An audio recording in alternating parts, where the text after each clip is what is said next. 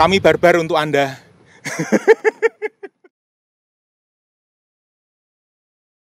Halo YouTuber.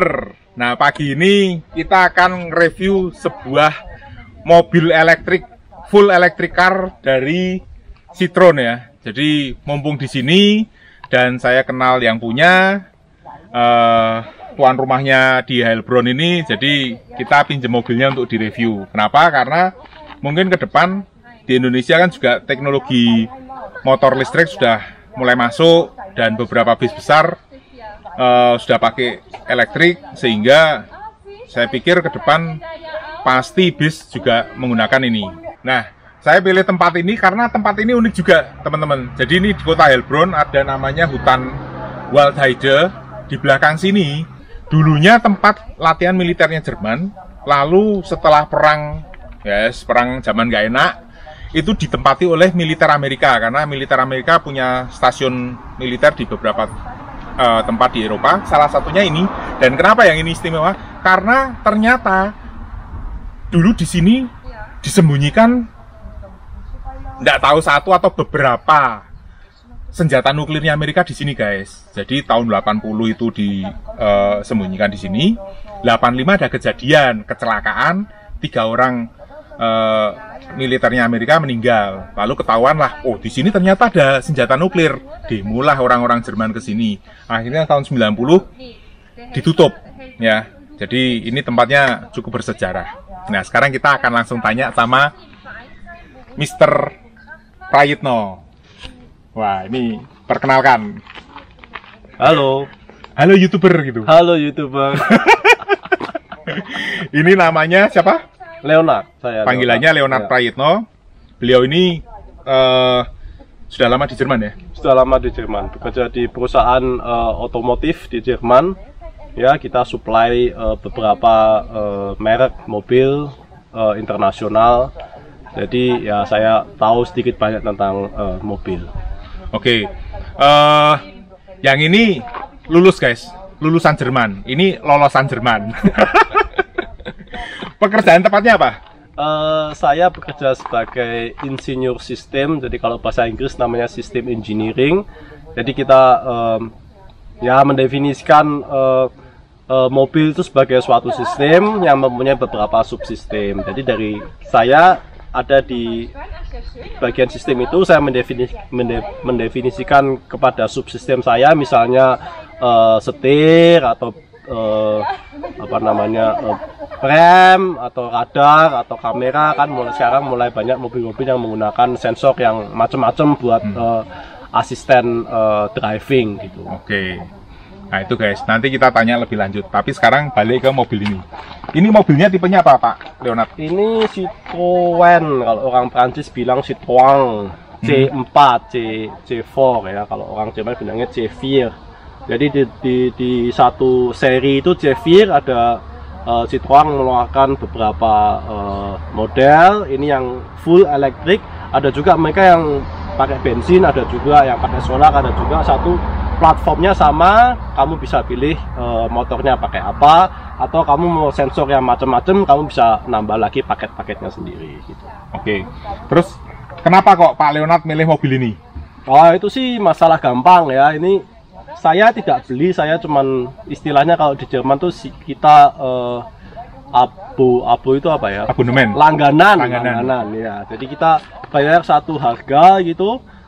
Sudah pajak, sudah termasuk semuanya komplit, reparasi, ganti roda. Kan roda ini kan sekarang ganti ban.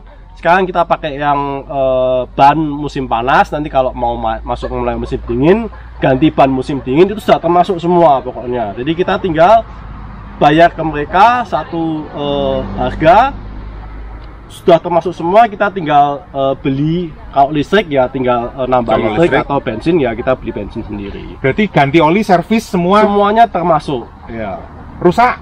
Rusak juga termasuk, reparasi mereka semua yang nanggung. Tapi karena kita dapat mobil baru, anggapan mereka bahwa kerusakan itu bakalan cuma sedikit. Jadi mereka masih bisa untung nanti setelah saya langganan 2 tahun, mereka jual mobilnya dengan harapan masih menguntungkan gitu.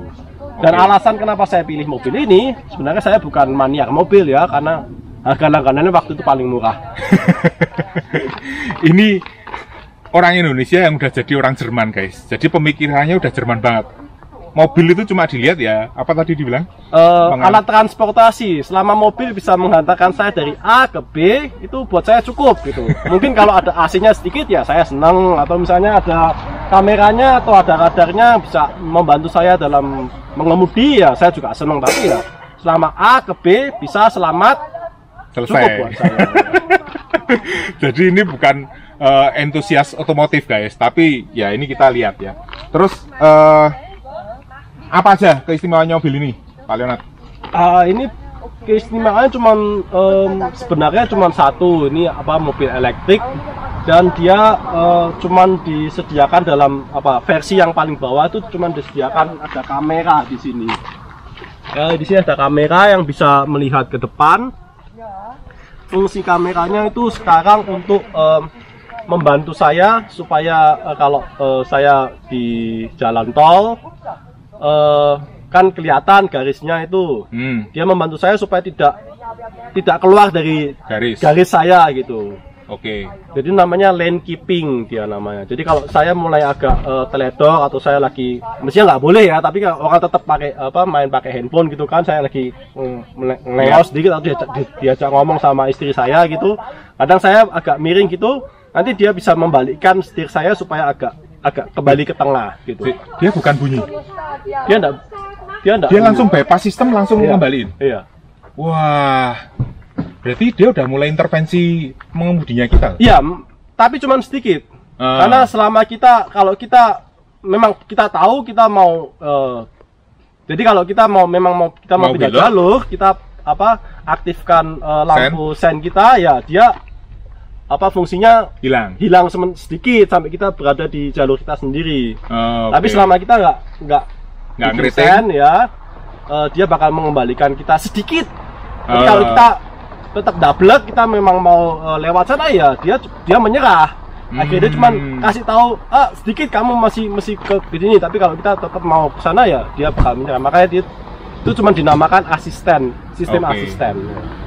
Oke. Nah sekarang kita akan lihat mulai lihat tampilannya guys. Kalau tampilan kan nggak perlu penjelasan, dirasani dewek. Jadi tampilannya mobil Citroen ini seperti ini. Kalau yang kita tahu di Indonesia nggak banyak yang pakai mobil Citroen, yang baru-baru sudah sebagian masuk, tapi yang elektrik rasanya belum. Dan memang logonya khas ini, nggak tahu ini logonya apa ya? Nggak tahu saya. Nggak tahu juga. Oke.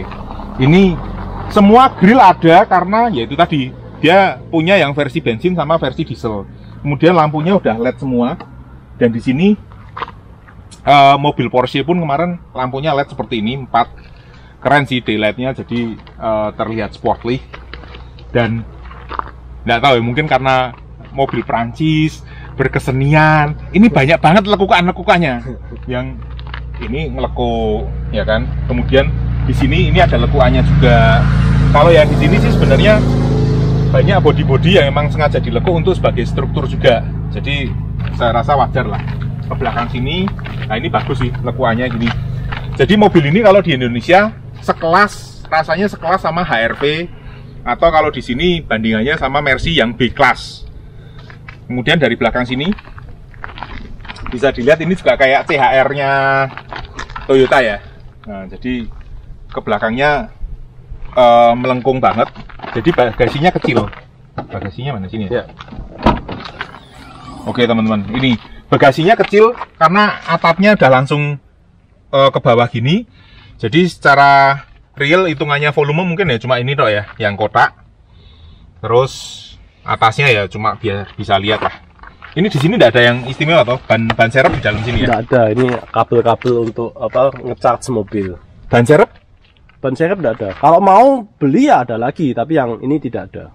Oh, lah terus tidak pernah kebanan ini? Justru kata-kata mobil di Eropa ban serep itu sudah tidak ada lagi. Kalau masih mau bisa beli, tapi sudah biasanya yang standar mobil tidak ada lagi. Sudah tidak dikasih lagi. Naik kebanan? Kebanan itu apa? Kalau banyak bocor di jalan? Ya nasib. Apa yang dilakukan? Ya telepon apa namanya? SOS itu di autoban itu? Iya, atau kalau pakai handy kita bisa panggil mobil derek atau apa, itu nanti dibantu sama mereka. Mereka punya ban. Mungkin Diganti kalau kamu dulu. bilang ya mobilnya model ini, mereka bawa ban. Terus nanti kita dibawa atau kita pergi sama mereka ke gas station terdekat, terus di sana bisa direparasi lagi. Oke, itu di luar abonemen ya? Itu di luar abonemen, tapi Nek banyak sekarang rusak, Citroen pun menyediakan servis itu supaya statistiknya mobil rusak tidak masuk ke statistik negara, cuman masuk ke statistik Citroen. oh, Jadi mereka bisa gembar-gembor nanti, oh ini Citroen statistiknya Nggak pernah. sedikit, Ya, oke. jarang rusak. Ya. Itu trik marketing. Kemudian dari sisi sini sama, ini masih ada lubangnya untuk ngisi BBM. Di sini modelnya cuma dipencet aja guys, jadi nggak perlu dibuka dari belakang ya, dari depan ya. Nah tapi di sini selain bukan ketemu corong, tapi ketemu colokan listrik. Ini yang di sini bisa dicolok ke listrik. Kalau tampilan luar mestinya sama lah sama mobil yang bensin atau solar ya. Ada ratingnya di sini. Kemudian, nah ini sekarang yang penasaran, kita akan lihat dalam kap mesinnya apa, ya kan? Karena kan sudah tidak ada mesinnya. Ini ya. Ya. Nah ini di dalam kap mesinnya ternyata ada cover mesinnya. Lalu ini nggak tahu ya, kalau kita lihat di sini nih. Bentar. Ini apa nggak tahu nih kita. Apakah motor atau baterai? Tapi kalau baterai mesinnya di bawah dia. Ya. Di luar itu semua perlengkapannya standar. Ini untuk air wiper. Ini radiatornya untuk yang AC ya. Mestinya dia juga masih pakai. Oh iya ya. Ini bukan wiper. Ini radiator ini. Berarti dia masih ada pendinginnya untuk mesin atau untuk baterainya ya? Mestinya ya. Karena air wipernya di sini ternyata guys. Ini. Kemudian minyak rem masih ada karena remnya masih manual. Yang lucu, ini ada akinya, lalu ini ada tulisannya untuk jumper. Lah kan lucu kalau mesin listrik di jumpernya buat apa? Terus ini ada gambarnya juga di sini. Nah, ini tidak boleh kesemprot air ya. Jadi ini ditutupi. Itu aja. Lain-lain lampu ya seperti mobil normal lah. Yang menarik emang ini nanti kalau di dalam. Nah.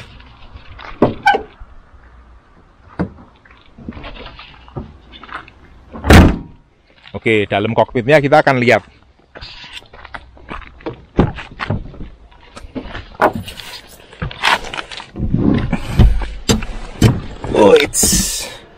Ini kokpitnya seperti ini. Masih pakai kunci juga. Nah, ini nyalain gini. Ini tidak perlu nyala ya berarti ya? Sudah? Sampai pol. Ya. Ini tok. Oh, nggak seru guys, nggak ada suara mesinnya ini. Jadi ini cuma suara AC, AC-nya kita matiin dulu. Nah.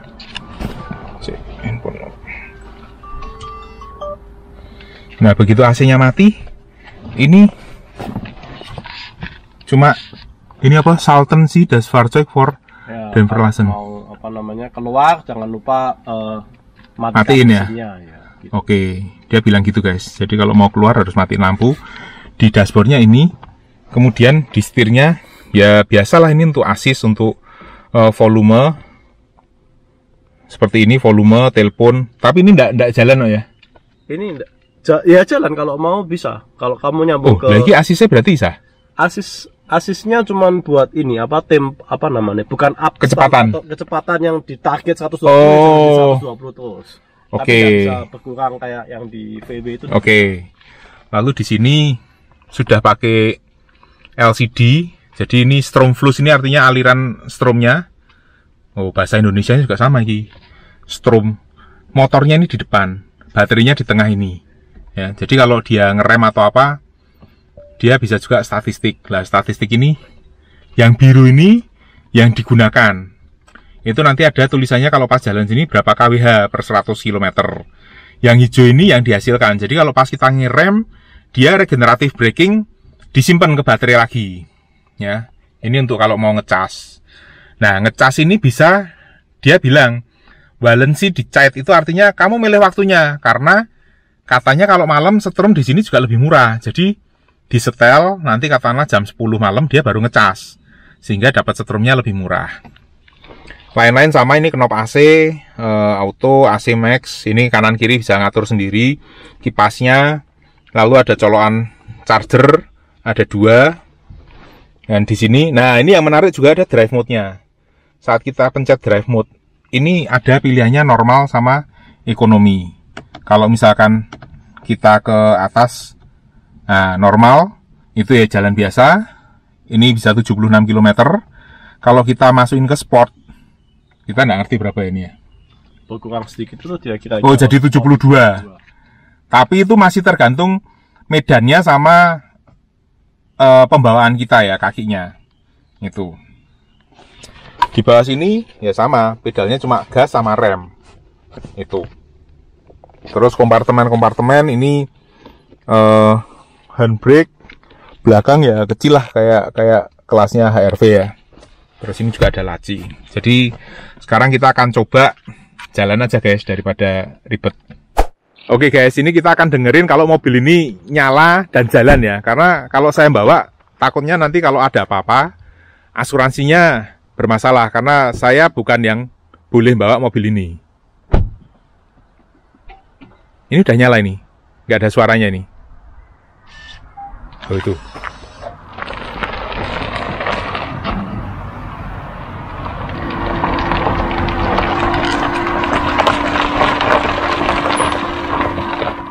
Itu suaranya cuma gitu.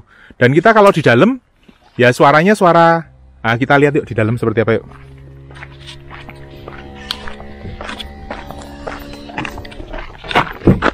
Suaranya kalau dari luar kayak transformer guys. Nah, ini kita kalau di dalam seperti ini.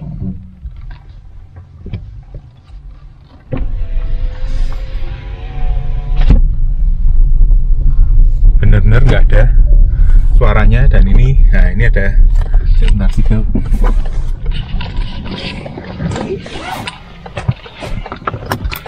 Nah ini dia akan jalan lalu kelihatan alur itu, alur listriknya tuh.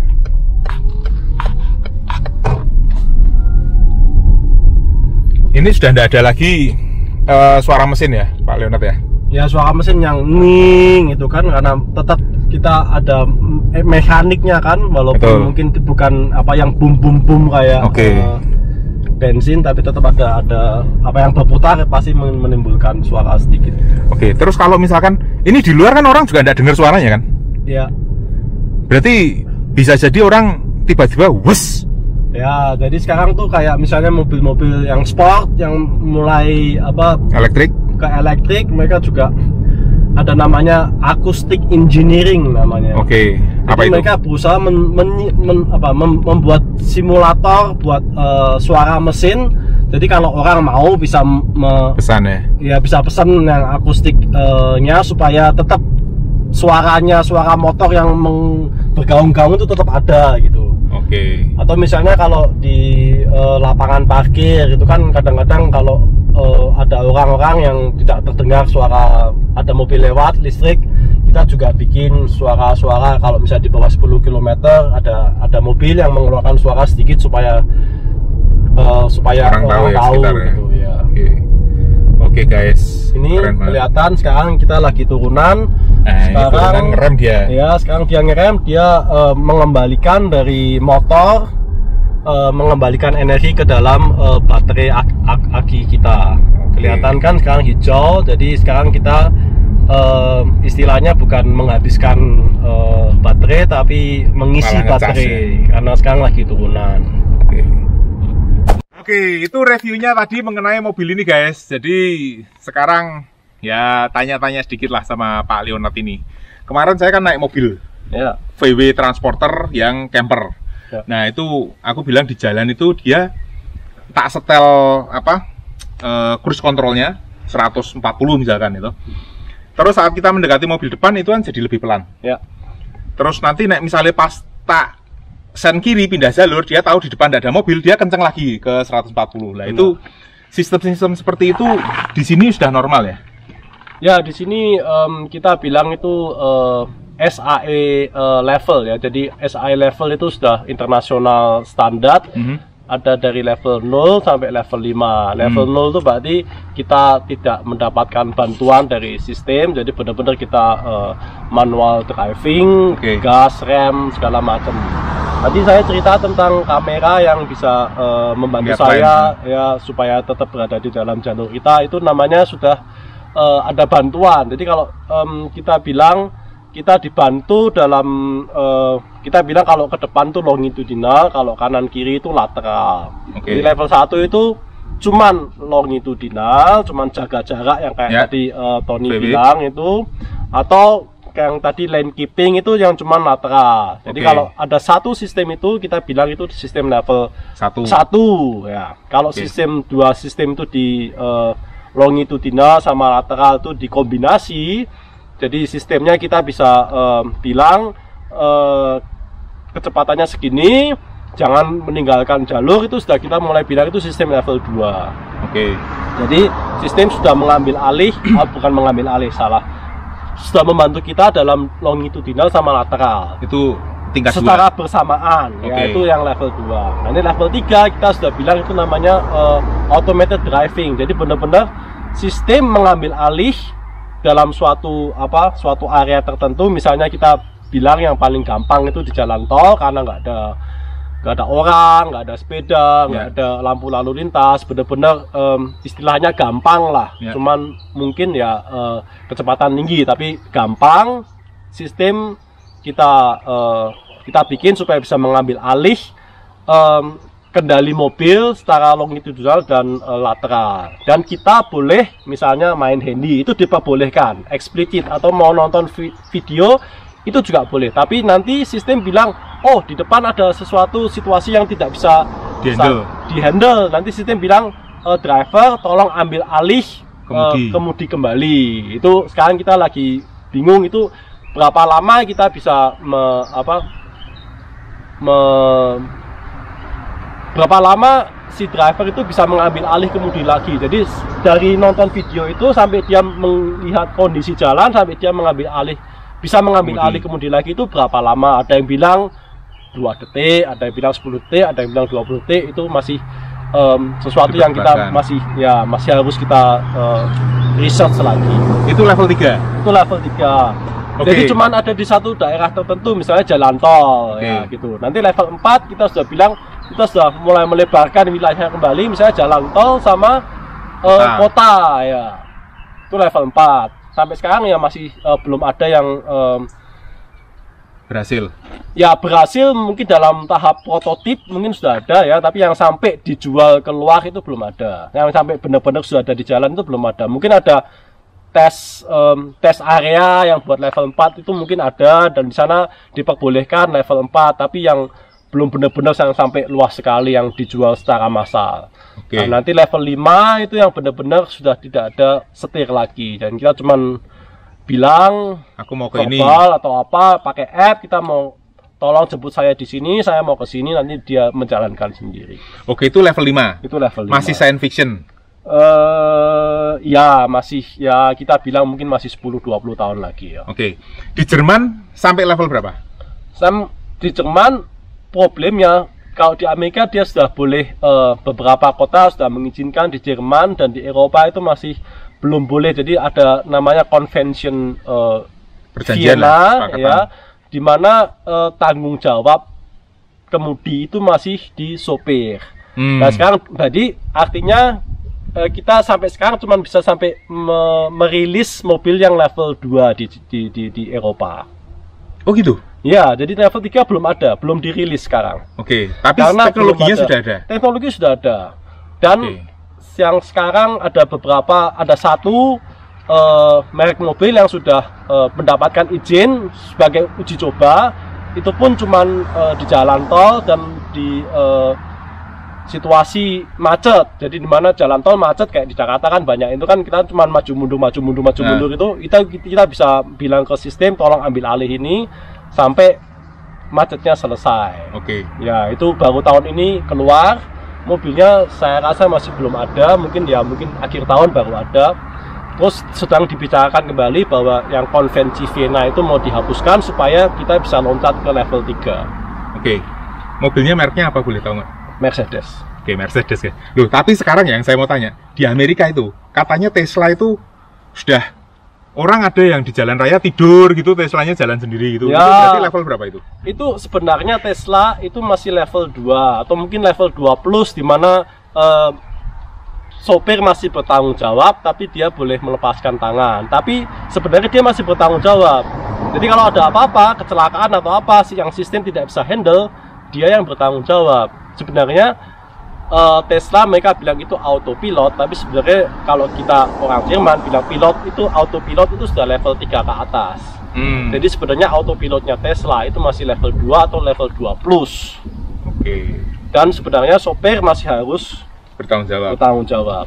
Artinya bertanggung jawab kalau misalkan ini nanti level 3 atau level 4. Kalau sampai ada crash itu dan driver tidak megang handphone, tidak megang setirnya, itu driver tidak bisa disalahkan. Tidak bisa disalahkan. Makanya loncatan dari level 2 ke level 3 itu benar-benar sangat tinggi sekali. Sekarang merek-merek mobil itu berusaha supaya ya pelan-pelan. Makanya ada sekarang istilahnya level 2 plus gitu, misalnya boleh lepas tangan. Nanti kita perhatikan gimana di jalan raya secara besar, secara general itu apakah safe atau tidak safe, baru kita mulai berani ke level 3. Itu kalau yang pemikiran Jerman, di mana kita mau inovatif tapi pelan-pelan. Kalau Tesla dia lebih agresif, dia yang penting keluar dulu nanti baru dilihat. Ya. Itu kalau Amerika kan cara cowboy guys. Kalau di sini mikirnya wah agak nemen gitu loh. Ya. Sampai kemarin saya terus terang jalan di paling kesel nyetirnya di Belanda. Kenapa? Karena orang sana taat banget. Itu jalan 90 atau jalan 50 gitu misalnya masuk kota. Depannya itu kosong guys. Tapi ini mobil jalannya 50 sampai aku waduh tegang karena apa diingatkan hati-hati loh kejepret kamera. Iya. Jadi aku jalan ngeliatin speedo, wah kesel gitu loh. Ya, kalau yang di Prancis sama agak ya tapi lebih locker lah ya, lebih longgar. Jerman ini di autobahn bebas, kita bisa ngetes mobil. Nah, ini tadi yang dibilang Pak Leonard sangat menarik. Nah, supaya nggak panjang-panjang, saya langsung mau tanya lah, ada nggak pengalaman pengalaman di Jerman yang kalau di Indonesia mungkin nggak akan terjadi gitu loh. Maksudnya kejadian di Jerman atau apapun yang ya di Indonesia atau di negara timur mungkin nggak akan terjadi apa? Ya, ini kemarin saya ngobrol sama Pak Tony ini. Saya kerja di perusahaan Jerman, perusahaan supplier ke mobil automobil industri. Nggak boleh nyebut merek ya sini ya? Nggak boleh. Oh, oke. Jadi secret guys. Oke, terus. Jadi di mana kita kita dibimbing atau di support supaya kita bisa berkembang secara individual. Jadi kita mau berkembang kemana sama perusahaan di support gitu. Jadi kayak misalnya saya kerja sekarang mungkin 100% buat perusahaan ini gitu ya.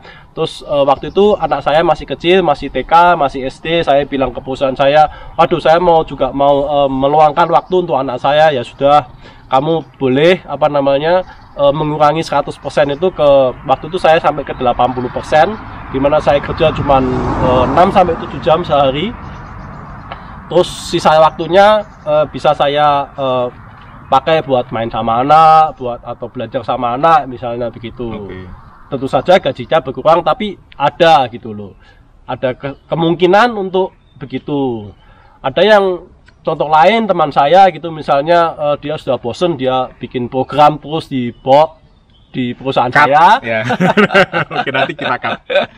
Di perusahaan saya gitu, terus dia bilang ke bos saya gitu, saya juga mau jadi kerja yang lain gitu. Jadi si perusahaan saya memang memperbolehkan kita punya pekerjaan kedua gitu, asal tidak bertentangan dengan tidak ada konflik dengan perusahaan saya. Nah, dalam hal ini dia jadi pengen dia mau mengembangkan hobinya dia berkebun, bercocok tanam, bikin taman gitu. Jadi dia sekarang swasta bikin perusahaan kecil sekali yang cuman bikin taman buat rumah orang gitu, misalnya cuman ke taman kecil gitu, dia bikin rumputnya atau dia meratakan tanahnya atau bikin tangga atau yang kecil-kecil gitu. Ya itu boleh sama perusahaan kita. Jadi 50% dia cuma 2,5 hari bekerja di perusahaan, terus hari yang lain dia bekerja di sebagai tukang kebun atau tukang taman gitu. Oke, kalau dari gaji, kira-kira dari taman itu sama dari kerja yang di perusahaan Anda ini, gajinya banyak mana? Dari 50%-nya itu loh. Ya tentu saja, mungkin karena perusahaan kita sudah perusahaan besar, gajinya juga lumayan lah gitu, bisa buat hidup. Jadi dia buat hidup cukup dengan 50% yang dari perusahaan kita. Jadi dia bilang cukup, saya hidup sudah cukup, saya tidak mau yang aneh-aneh. Jadi mungkin yang gaji yang dari penghasilan yang dari berkebun itu bikin tanaman itu mungkin sekarang masih sedikit, tapi dia ada happy lah ya. Ya dia cukup dan dia bisa mewujudkan impiannya dia supaya punya ini. Ya, mungkin tujuan belakangnya saya juga tahu, mungkin tujuan belakangnya dia mau mengembangkan perusahaannya dia supaya agak besar sehingga dia bisa meninggalkan yang pekerjaan di perusahaan saya. Gitu. Bisa jadi. Jadi itu memang saya rasa nggak akan terjadi di Indonesia. Kalau gajinya ini besar, ya kalau bisa kita tambah, ya kan, minta naik gaji gitu loh. Ngapain kita resign 50% lalu kerja kebun gitu loh, nggak mungkin. Dan tadi pagi saya juga dalam perjalanan ke sini mampir ke toko kue. Di tokonya itu ada tulisannya menarik banget. Dia bilang apa? Saya sudah mewujudkan impian saya. Jadi toko kuenya saya tutup. Saya cuma menerima pesanan kue untuk perkawinan. Itu hal yang nggak mungkin terjadi rasanya di Indonesia, guys. Jadi kalau kita tokonya rame, cenderung kita mikirnya apa? Buka toko kedua, buka toko ketiga. Tapi ini enggak, ini satu toko, dia merasa oke, dreamnya sudah tercukupi atau dia sudah mencapai targetnya, dia tutup, dia cuma terima pesanan. Ini tok enggak masuk wakanya kita. Oke, terima kasih banyak Pak Leonard. Saya doakan sukses di karir dan kehidupan di sini. Dan terima kasih banyak. Ini tuan rumah saya di Heilbronn. Jadi banyak hal-hal menarik yang di sini. Dan hari ini saya juga mau jalan-jalan, hari terakhir jalan-jalan di kota Heilbronn ini. Menarik sekali. Dan kita akan ketemu lagi di video-video di Indonesia. Oke, tetap sehat, tetap semangat, tetap bermanfaat, guys.